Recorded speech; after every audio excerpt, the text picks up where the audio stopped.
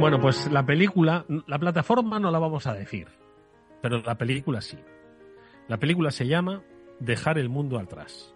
Igual Josep Albors ya la has visto, pero si no, recordamos que es sobre un ciberincidente, pues que efectivamente el mundo tal y como lo conocemos, pues se queda atrás y hay que seguir avanzando. Josep, ¿qué tal? Buenas tardes, ¿cómo estás? No te escuchamos, Josep. Vamos a revisar el micro de Josep a ver si ahora conseguimos la conectividad. Josep, Hola. ¿qué tal? Muy buenas Perdona. tardes. Nada, ni te Buenas preocupes, tardes. amigo. ¿Habrás visto la película ya? No me ha dado tiempo, han sido días muy ocupados. Eso está muy bien, porque la ocupación de Josep está precisamente en la concienciación e investigación sobre ciberproblemas. Y bueno, y de la película lo que podemos extraer es conocimiento. Y yo no sé si, como decía antes Pablo y Mónica, pues a veces la realidad supera la ficción, ¿no? No sé yo si algún día el mundo se nos va a quedar atrás por un ciberincidente, Josep. A ver, viendo el tráiler lo que plantea es muy interesante y menciona cosas que, aunque sabemos que la historia va a ir por otros derroteros, la parte de ciberataques podemos incluso encontrar algún reflejo en el mundo real de algunos que ya se han producido. Pongamos, por ejemplo, apagones eléctricos provocados por ciberataques en Ucrania en los últimos años. Eso ya ha pasado a una escala muy pequeña, pero ha sucedido. Entonces, sabiendo que el director es Sam Esmail, que es el mismo de Mr. Robot, que es un hombre que se documenta mucho antes de hacer sus series o sus películas, está claro que algo de realidad puede tener ese tipo de series o ficciones que nos plantean unas problemáticas que muchos no quieren ver. Oye, permitidme, Pablo, Mónica, que nuevamente asalte a Josep. Estoy un poco con la acaparación de las preguntas, porque decía al principio del programa que él, en las jornadas STIC, no solo habló de ciberincidentes, sino también de incidentes físicos en la red eléctrica, un experto en Correcto. ciberseguridad. Y de alguna forma, esto de la película, pues viene un poquito a ubicar ese escenario, ¿no?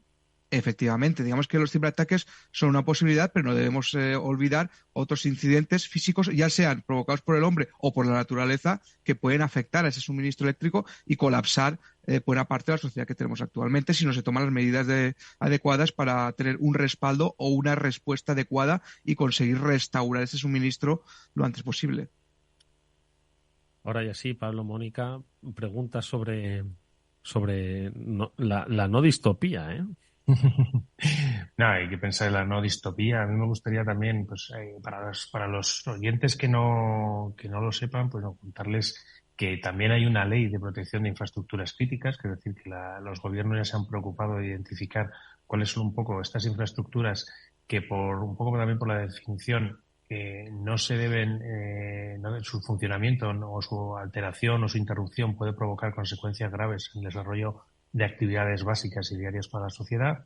Y entonces, pues ahí se incluyen administración, industria nuclear, química, instalaciones de investigación, agua, energía, salud, tecnología de información y comunicaciones, transporte, alimentación y sistema financiero y tributario. Si te das cuenta, son como 12 ámbitos un poco los que están metidos. Y le quería preguntar un poco a José, ya sé que es difícil elegir entre todos estos, pero ¿cuáles cree, de todos estos 12, con qué tres se quedaría que tienen que ser críticos y que cree que no deben fallar nunca, sabiendo que evidentemente no debe fallar ninguno? Buena pregunta, Pablo.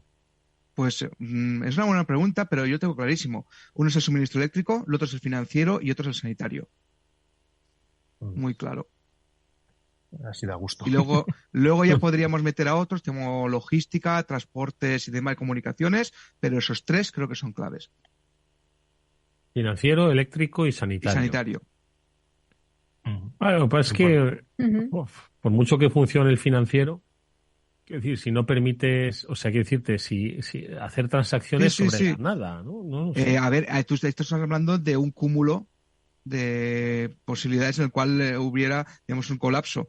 Pero claro, hay medidas, hay fases de resiliencia y aunque se vaya la luz, hay sistemas que guardan copias de que las acciones, de que esos valores, de que todos los movimientos financieros que se han realizado, pues están ahí a un respaldo para cuando vuelva la operatividad funcione y no haya un borrón ni cuenta nueva. Imagínate que por un incidente en el cual pues haya un apagón, se pierden todos los registros de hipotecas, pagos, de todo eso no puede desaparecer, se colapsaría el sistema. O sea, un apagón tú puedes restaurarlo con el tiempo, pero cómo funciona el sistema financiero, todas las deudas, todo lo que se debe pagar, eso tiene que estar guardado de alguna forma. Si se colapsa y se borra eso, podría ser incluso bastante peor. Mónica. Jo, Josep, mil gracias por estar con nosotros de nuevo y vaya panorama que nos pones, pero es que podría ser perfectamente cierto lo que nos estás diciendo. Y me surgen un montón de preguntas, pero te voy a preguntar la que me ha surgido ahora mientras nos lo contabas. Porque estaba intentando hacer memoria, no sé si fue en Australia que la bolsa se vio afectada por un ciberataque, no estoy segura, pero sé que recientemente hubo un país afectado en el que se vieron, hubo implicaciones en la bolsa precisamente. Pero ¿crees que tenemos mecanismos, herramientas, protocolos que puedan evitar un tipo de ciberataque como el que estás diciendo que afecte, por ejemplo, al sistema financiero de un país y que colapse todo? Sí, los mecanismos están establecidos, los protocolos están establecidos desde hace años y lo único que hay que hacer es revisar periódicamente que funcionen y actualizarlos para en el caso de que se produzca, como tú muy bien has dicho, algún incidente, aunque sea a escala local, poder reaccionar en el menor tiempo posible y que provoque las mínimas consecuencias posibles. Oye, Josep, de todas formas, el mundo está interconectado. Si se produjese un ataque, imagínate, a la red eléctrica de nuestro país, ¿solo se vería afectada nuestra red eléctrica? Es decir, la interconectividad con Francia, con Europa, o un ataque al sistema financiero. Al final, el sistema financiero está también interconectado. Quien realizase ese ataque tendría que estar aislado digitalmente, sus sistemas, todos los de ese país, digo, estamos hablando de un patrocinio estatal, ojo, no creo que un grupo criminal, bueno, aunque también, ¿no? Entonces, ahora mismo hay compartimentos que pudiesen evitar una caída global, o realmente los países siguen teniendo su independencia digital de tal manera que si sufren un incidente lo sufrirían ellos solos. Si vamos por partes, en cuanto a la primera cuestión que has planteado, en cuanto al ataque a lo que es la infraestructura eléctrica española, te voy a decir dos palabras: excepción ibérica. ¿Te suenan? Sí. Pues es porque España precisamente no está tan interconectada como nos gustaría con el resto de Europa a la hora de recibir y enviar electricidad. Con lo cual sí podría ser algo local, por desgracia. Aunque se podría limitar, se podría mitigar y posiblemente sería cuestión más que de semanas, de días.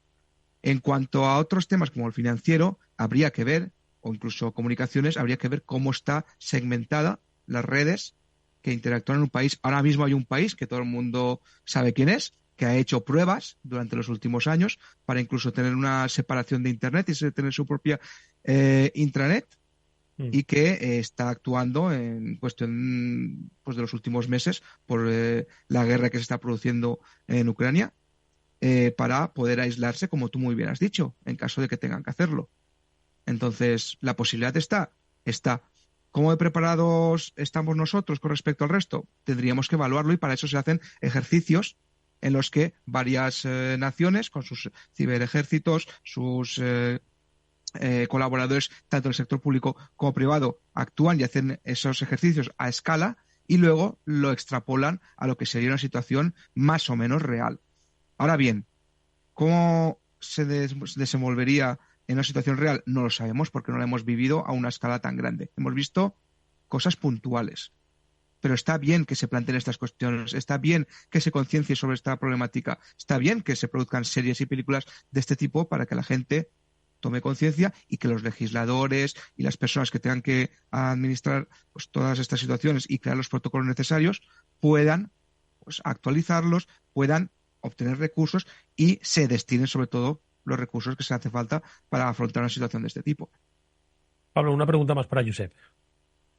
Pues quería preguntarle a Josep, sobre todo un poco, por tranquilizar a nuestros oyentes. ¿Cree factible que se llegue a dar un escenario como el que plantea esta película? Bueno, no sé si hemos desatado el pánico, pero bueno. A ver, por un ciberataque, aunque no es imposible, sería difícil. A una escala un poco más pequeña, por ejemplo, afectando, si tenemos en cuenta que la película se basa en Estados Unidos, que afectase a un estado, aparte de a un estado, dependiendo de la interconexión eléctrica que hubiese, podría ser factible. Teniendo en cuenta también que la red eléctrica de Estados Unidos, digamos que peca de poco mantenimiento. Pues solo hay que ver las nevadas que pasaron hace un par de años en Texas, que hubo gente que estuvo más de unas semanas sin suministro eléctrico. Y ahí no hace falta ningún ciberataque. Ahora bien, a una escala mayor, realmente no hace falta ningún ciberataque. A ver, hay otras maneras de conseguir ese mismo efecto y son maneras que se saben desde hace décadas. Esperemos que no se produzcan porque, digamos, requieren de artefactos nucleares. Vaya, hombre. Y quien sepa de Guerra Fría, pues sabrá de lo que estoy hablando. Madre mía. Bueno, pues mejor vemos la película y aprendemos. Sí. Bueno, no, mejor escuchamos a gente como Josep, que aprendemos todavía muchísimo más. Gracias, Josep Albors. Es como siempre un placer escuchar a un gran especialista, en este caso de concienciación e investigación de SET. Cuídate mucho, Josep. Igualmente. Un abrazo muy fuerte.